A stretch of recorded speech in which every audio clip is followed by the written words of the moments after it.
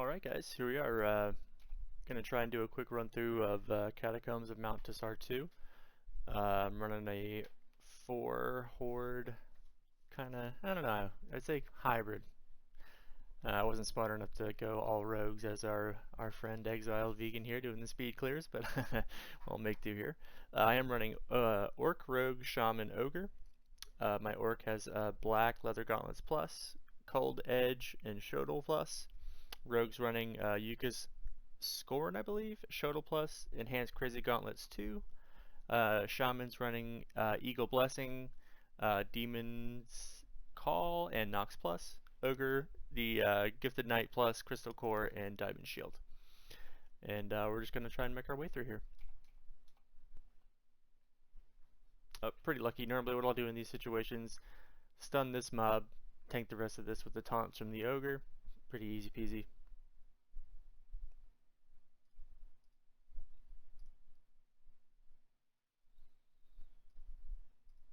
Try to conserve as much stamina as I can here, because sometimes you can get quite unlucky with the curios. And obviously prioritize lowest HP targets if you can.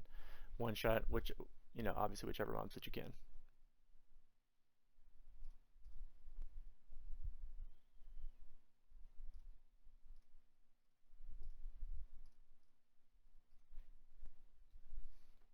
And sometimes I forget that the rogue's initial attack can do debuffs, so sometimes I'll forget to initialize with that as my first attack.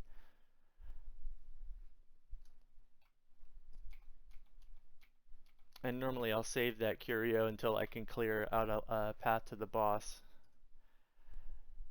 And then I'll see, see how I'm looking by the time we get to the boss, and then I'll double back and get it if I really need to. Or I can fight to the potion behind the locked door number 2. Again, this is pretty easy. Prioritize that main target. Leave the skeletons, tank them with your ogre.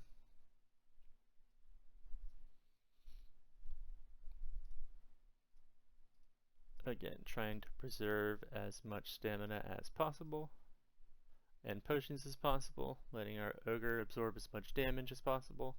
And I did make a little bit of a mistake. I went Diamond Shield as opposed to what the Sealed Shield Plus evolves into, which is I believe the Demon Shield, which gives you more stamina and more HP. That was a little bit of a whoopsie on my part. I just wasn't necessarily paying attention. Okay, here's where things start to get tricky. You want to obviously prioritize both of these mobs as much as possible. If you can, one-shot them with what you can. So normally what I'll try and do here, again to save stamina, I'll attack him with my highest magic mob, do this, stun him, and then taunt for the attack from this mob right here.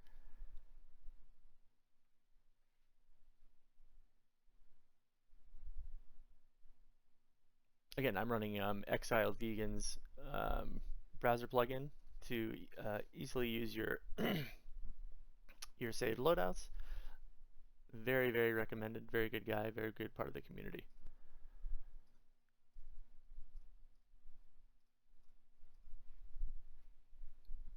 Again, conserving stamina, easy rotation.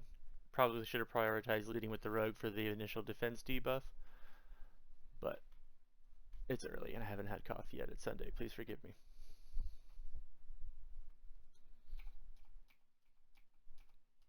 Again, the best thing I think I would say about Catacombs 2, it's fairly linear.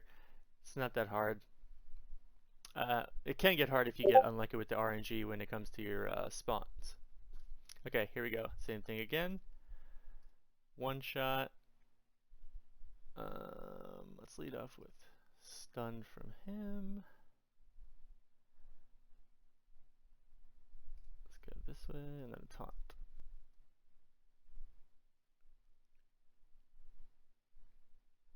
Again, you really want to prioritize, and I guess I call them slime. They can hit you with a critical debuff and then obviously damage over time, which can really put a hurting on you and really, really drain your resource pool. As you can see, I'm already down to 353 out of 765, I'm going to preemptively use one potion, save the stamina. Let's see, I believe I can one-shot with this character. And we're gonna, yeah, I think we'll go with this. We'll be fine here.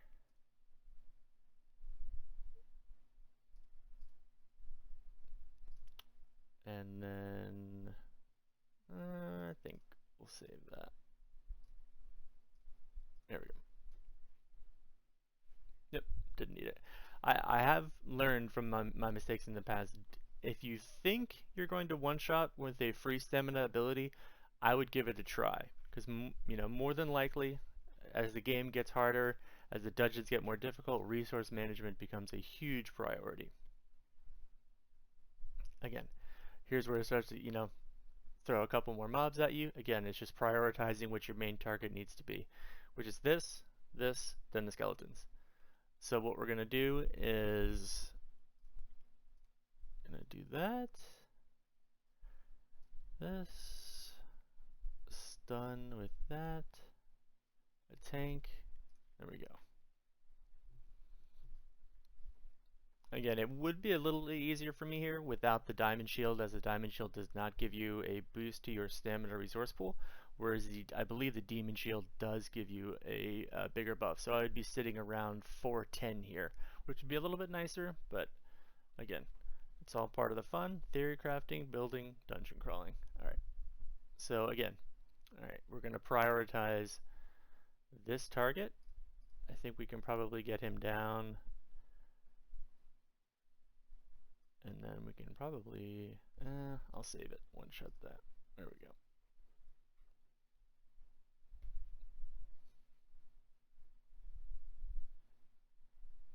Yep, see, saved resources there.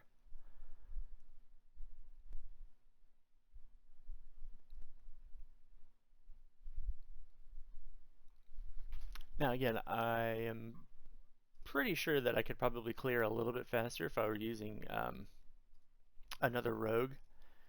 Maybe instead of this orc. I'll probably give that a try. I just need to find one on the floor that's cheap enough to add.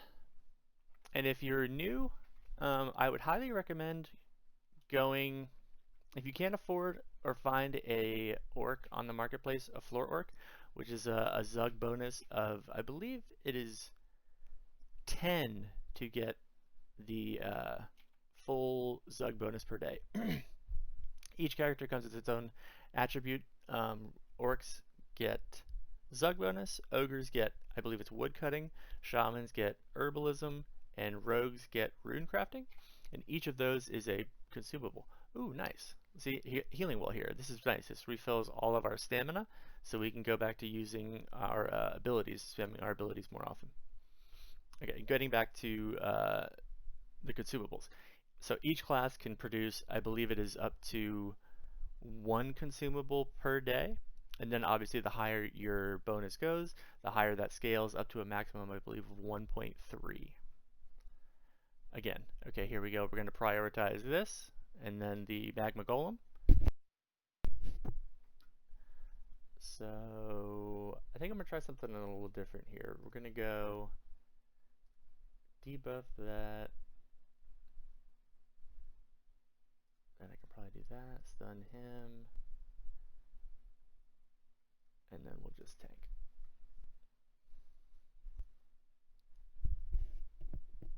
Yeah, there we go. Once you start running the dungeons and you start to realize, you know, prioritization of targets, you'll start to realize, and it sort of becomes a little bit easier to prioritize what targets, what abilities to use.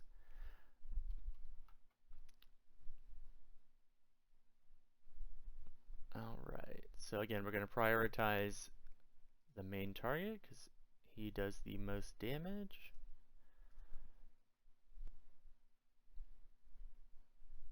And since we're taunting makes all enemies attack your ogre for, I believe, 2 turns. And again, it's all about our ogre absorbing all the damage. Tank and spank, basically.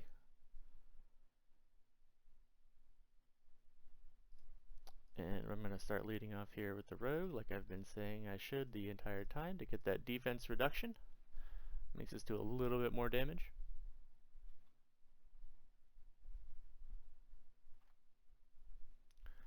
Alrighty. Now I am going to preemptively go here and grab this key just to get down and open this door. This door opens up one more encounter and then a 200 stamina regeneration pot, I believe.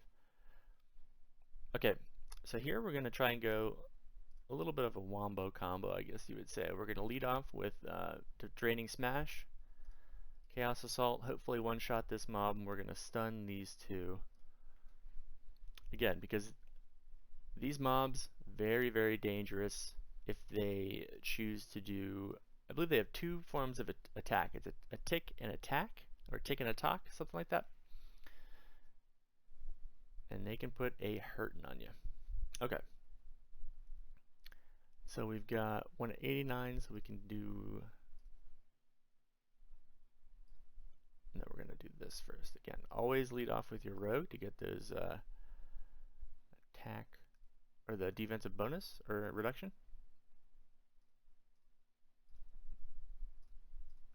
Here we go, this should work out.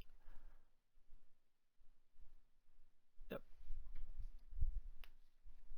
And again, I had to learn the hard way. I would spam a lot of my abilities, and I would be consistently running out of stamina, consistently dying over and over, not getting the maximum amount of returns when it comes to your chests.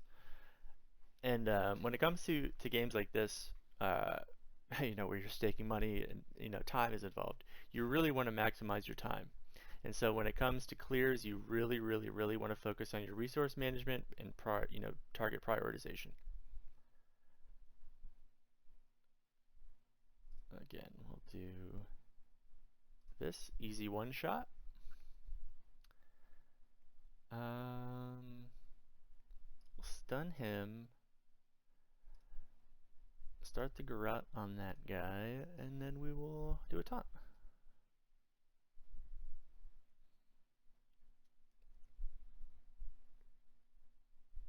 And again, I would be using a different weapon on my rogue for my offhand. With my poor eyesight, I refuse to wear glasses, so the curved sword kind of type thing looks very similar in the same crafting line as the shodel, so I ended up crafting two shodels on accident. Oh, whoops, rip my mats. And here I am talking about, you know, resource management and, you know, getting the most out of your time. But, you know, it's a mistake. It can easily be made back just through a couple extra, you know, runs. Okay, so we've got a dot on him, which is going to be doing 50 damage per turn, so we don't really want to expend any more stamina resources on that. So basically we're just going to basic attack twice. I still got a taunt left.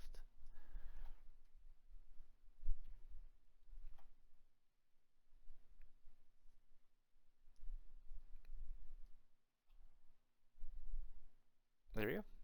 And that's the power of damage over time for the rogues. And that's why I am very, very excited to try out Exiled Vegan's 3 rogue, 1 ogre build.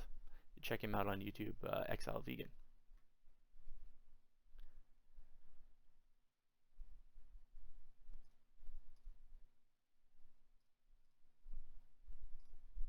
Again, target prioritization. I think that'll be a one shot. Let's make it a one shot. Taunt.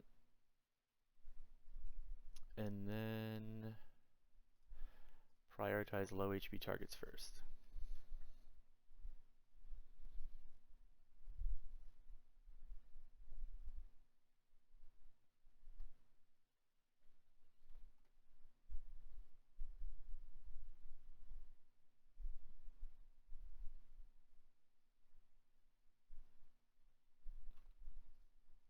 Not bad.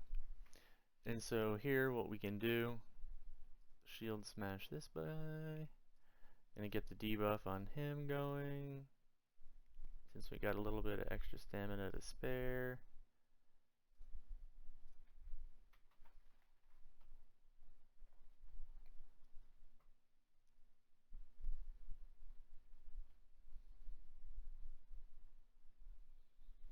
Not bad.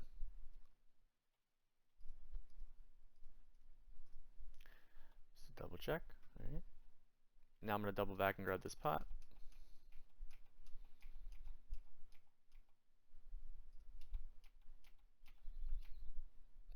And I believe it's just one more clear to the boss. This Curio, and then, yep. Alright.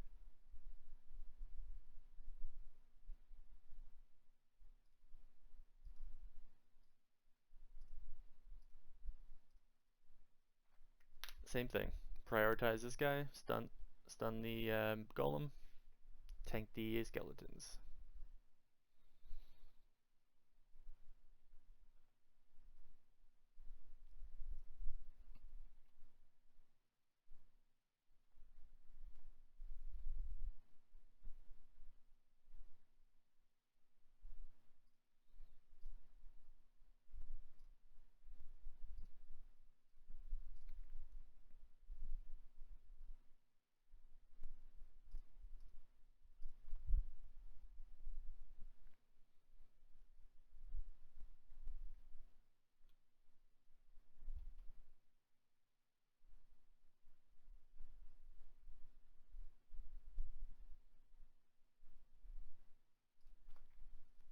Again, lead with the rogue to get the health or the defense debuff. Tank and spank, easy clear.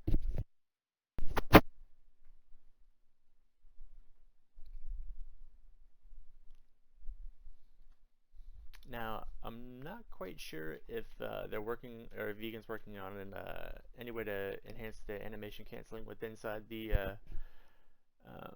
encounters. I'm not quite sure, but we'll see. Okay, so here's where target prioritization gets kind of serious. These guys can royally screw you if you do not get them killed, before you can actively start taking the boss. So obviously prioritize these targets as much as possible. So we're going to lead off with the taunt. And then we're going to apply, I was going to try to do a commanding shout, but I think I'm going to go with the garrote here, an attack here. Actually, I'm going to stun this one. So we'll only get, attacked by 2. Or excuse me, just attacked by the boss, sorry.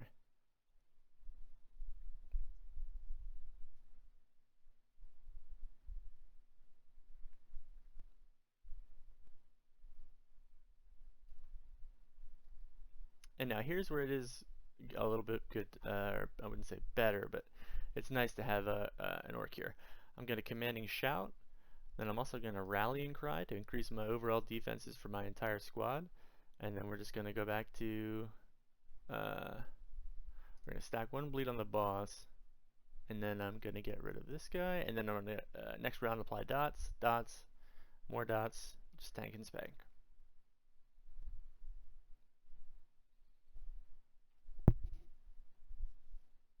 And this is where, obviously, resource management helps out because I've only used 1 pot up until this point. And I might be able to get through it without using one. We'll see. Okay, so I think I have 1 more. No, I don't. Okay, so I'm going to retaunt. Attack for the debuff. Debuff with Frost Nova because I'm too poor to afford the upgraded version where you combine that and Warrior's Edge.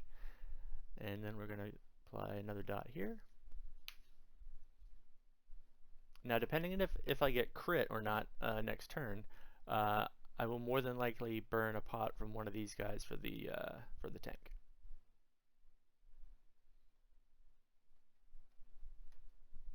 .360. I believe he can crit either at or just above that. So I'm gonna burn one of his potions just to make sure. I'm actually gonna save. I'm not gonna use any more stamina, so I have 1 more taunt just in case. Apply our garrote, attack.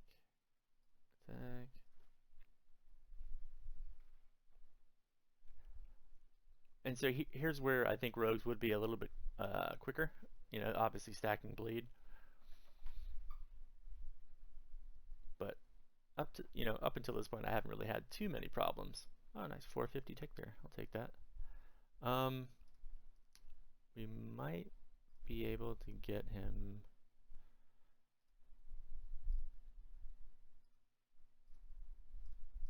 this next turn if we get lucky.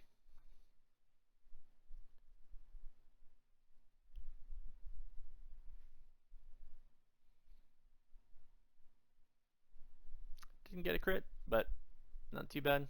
He'll die next turn. And easy peasy. Now, if you want to, you can continue to clear to get the max bonus, which is probably what I'm going to do, but I won't record that. You don't really need to see it. But you can open this, grab the extra chest that's here, and that'll put you right at around 4,950. Thanks, appreciate it, and hopefully I'll see you guys in the next video.